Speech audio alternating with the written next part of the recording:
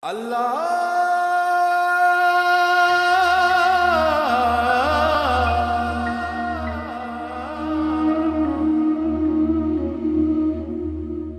Bismillahirrahmanirrahim.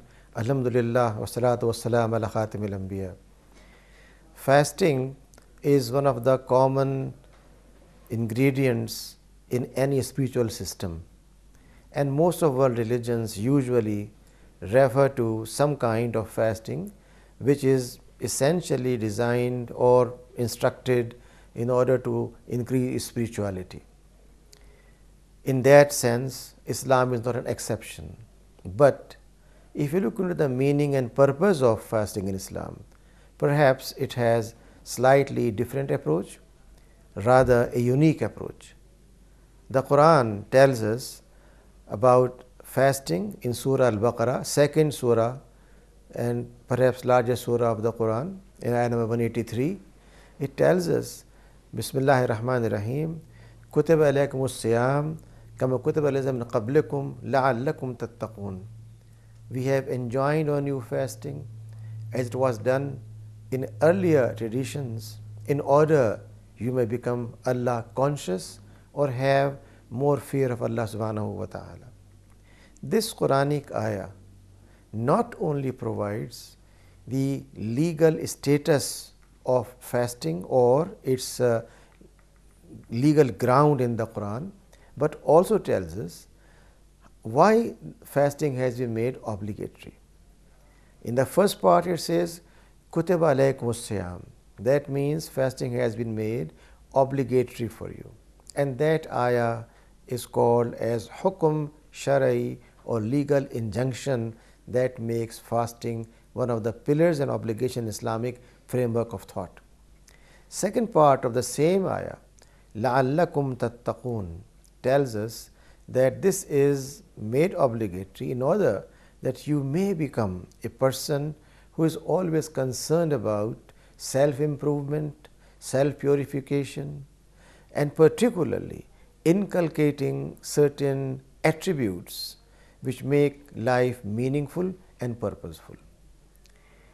If you look into the meaning of the word Saum or fasting in Arabic language as well as in other world literature, we find that fasting usually refers to abstention from certain things.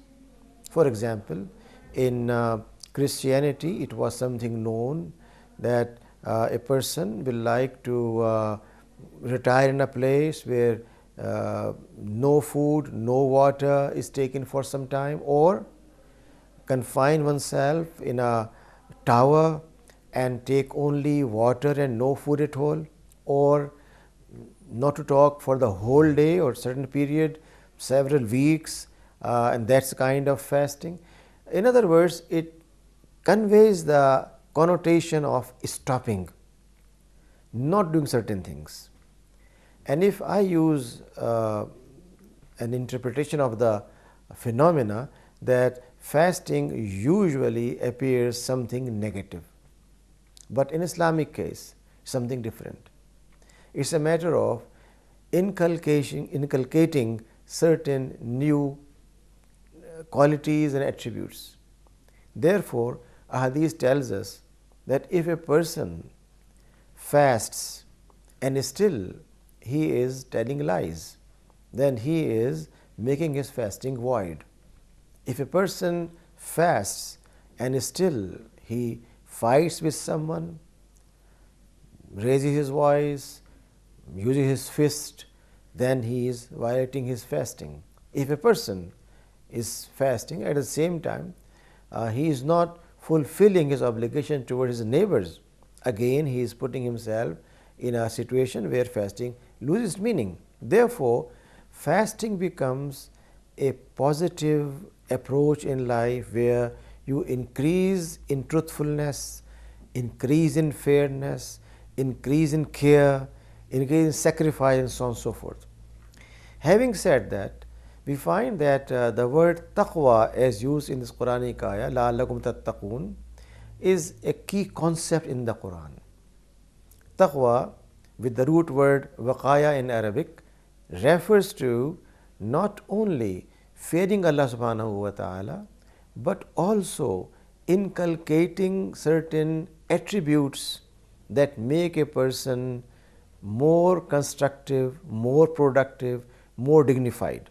Therefore, elsewhere in Surah Al-Baqarah, the Quran tells us it's not enough that you face toward east or west to make your prayer, but it's a matter of believing Allah subhanahu wa ta'ala, trying to make your prayers on time, and then giving in the way of Allah subhanahu wa ta'ala, helping the poor and the needy, taking care of the orphan, standing for truth, removing evil from society. Having said all those things, it says this is what's the meaning of virtue, birr or taqwa or Allah consciousness. Best approach to understand a Quranic phenomena is to go to Quran and ask about its meaning.